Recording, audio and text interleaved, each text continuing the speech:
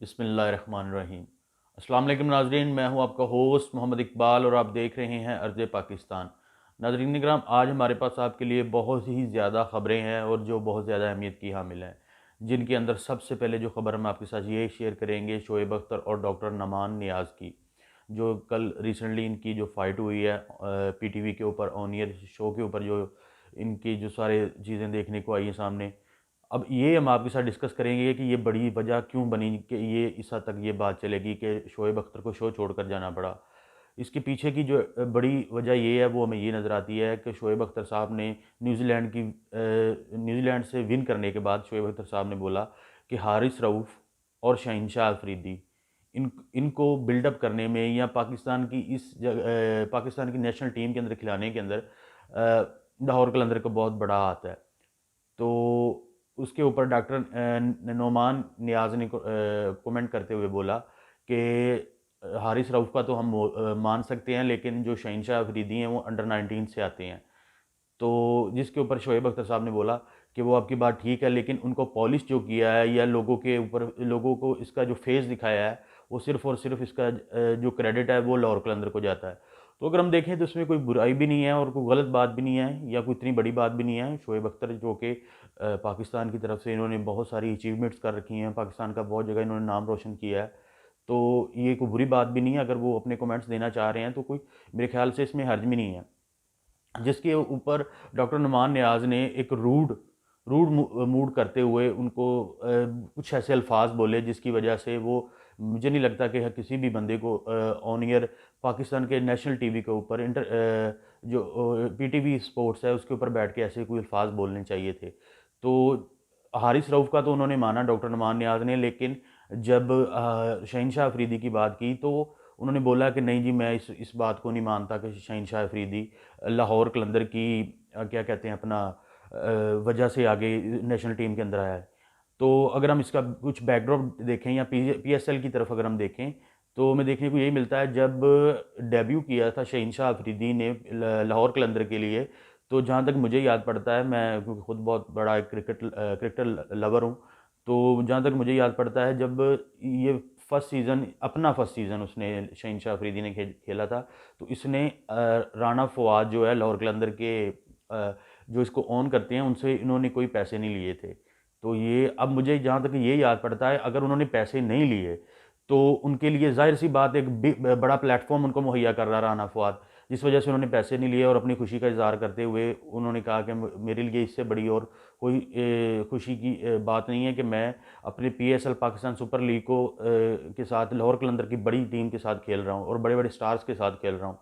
तो जिसकी वजह से ये बात अब कुछ लोग कह रहे हैं कि ये जी चैनल की रेटिंग बढ़ाने के लिए ये बात की गई है। तो ये बात अब ऐसे है कि जब ये बात हुई तो उन्होंने एक ब्रेक ले लिया। तो दौरान ब्रेक उनकी बात हुई डॉक्टर नुमान नियाज़ से कि आप सिर्फ़ और सिर्फ़ ये बात कर दीजिएगा कि ये जी सिर्फ चैनल की रेटिंग बढ़ाने के लिए। उन्होंने एक्सेप्ट भी किया डॉक्टर नुमान नियाज़ ने। जब उन्होंने एक्सेप्ट किया, जब ऑन ईयर शो गया तो फिर उन्होंने कहा जी नहीं, हम आगे आगे बढ़ें और आगे नहीं बात करें। तो जब ये बात हुई तो फिर शोएब अख्तर ने वहाँ से शो छोड़ दिया। वहाँ पर बहुत सारे और भी बड़े हमारे अज़ीम क्रिकेटर बैठे थे, जिनमें याकूब जावेद था, पाकिस्तान की ख़वातीन की जो साबका कप्तान थी सना मीर। उसके बाद अगर इंटरनेशनली हम देखें तो उसके अंदर वेवर रिचर्ड साहब थे, ऑस्ट्रेलिया के क्रिकेटर थे, उमर गुल था पाकिस्तान की, जिन्होंने पाकिस्तान की बहुत ज़्यादा प्रमोट किया है। अब इमेज की अगर बात करें तो पाकिस्तान की इमेज को निखारने में शोएब अख्तर ने बड़ा किरदार अदा किया, जिसके अंदर वो जब इंडिया का मैच हो रहा था तो हरभजन के साथ उन्होंने बहुत सारे पंगे किए हैं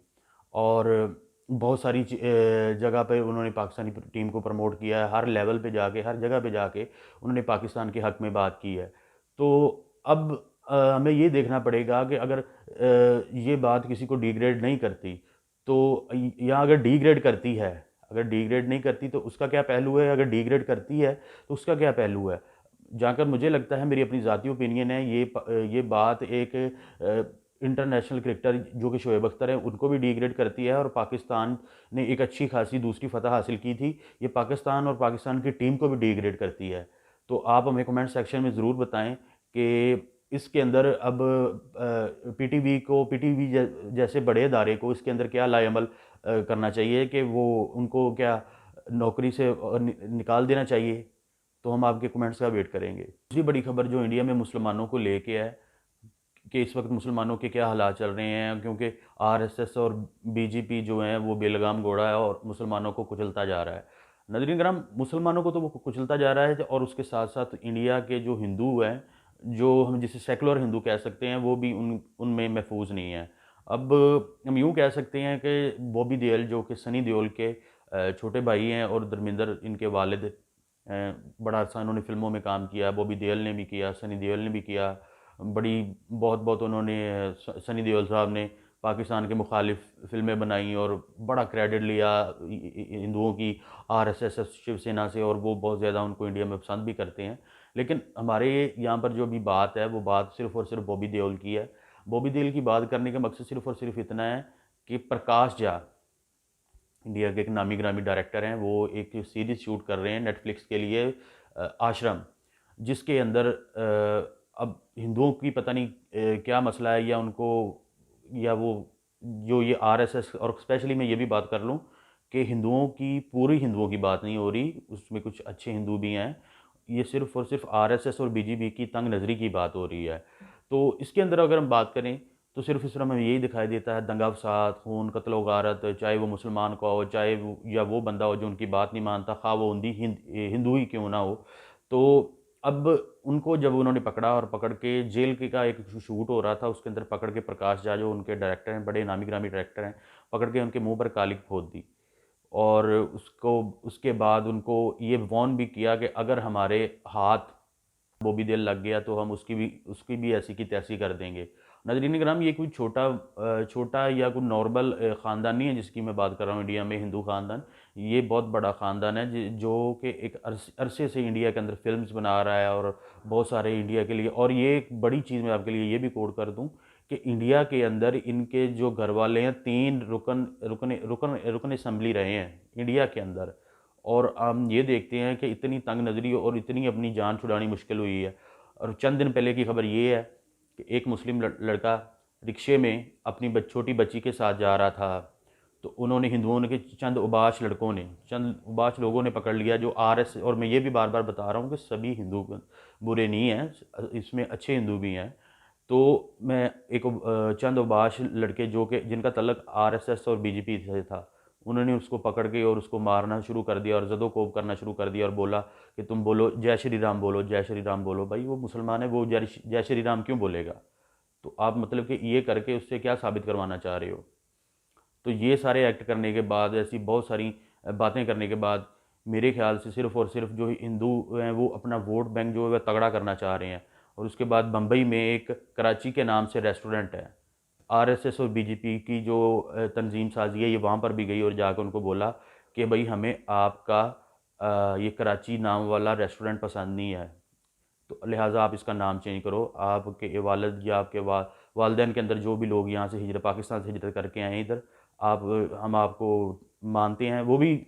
सिर्फ उसी को बताने के लिए ये कहते हैं कि हम आपको मानते हैं, लेकिन जो हालात हैं इंडिया में मुसलमानों के, वो आप सब जानते हैं कि इंडिया के अंदर मुसलमानों के साथ क्या मामला पेश आ रहे हैं। तो अब वो बंदे ने क्या किया, जिस जगह पर वो कराची का नाम लिखा था वहाँ पर उस अखबार का एक पेज रख के उसको ढांप दिया।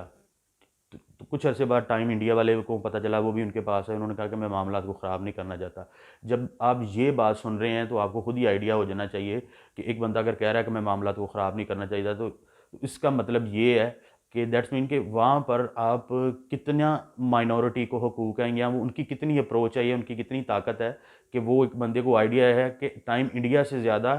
आरएसएस और बीजेपी की ज़्यादा हुकूमत वहाँ पर चलती है। तो इसी तरह के बहुत सारे हथकंडे इंडिया में अपनाए जा रहे हैं, वोट बैंक तगड़ा किया जाए, जिसके अंदर मुसलमानों को, हिंदुओं को, इनोसेंट हिंदुओं को और ईसाइयों को, और खालस मैं आपको बात कर दूं खालिस्तान की, खालिस्तान को लेके भी बहुत सारे अभी मामला जो हैं चर्चा में हैं, और बहुत सारी ये चीज़ें जो हमें देखने को मिल रही हैं। सिखों के साथ जो सिखों की मोदी है, मोदीज़म है, और इसका जो गोदी मीडिया है, ये पाकिस्तान के लिए बहुत सारे मसाइल खड़ा कर रहा है। लेकिन पाकिस्तान ने इंशाल्लाह और अल्हम्दुलिल्लाह हमेशा इसको जवाब दिया और भरपूर जवाब देता रहेगा। नाज़रीन किराम, इसी उम्मीद के साथ हमें दीजिए इजाज़त, और देखते रहिए अर्ज़ पाकिस्तान। अल्लाह निगहबान।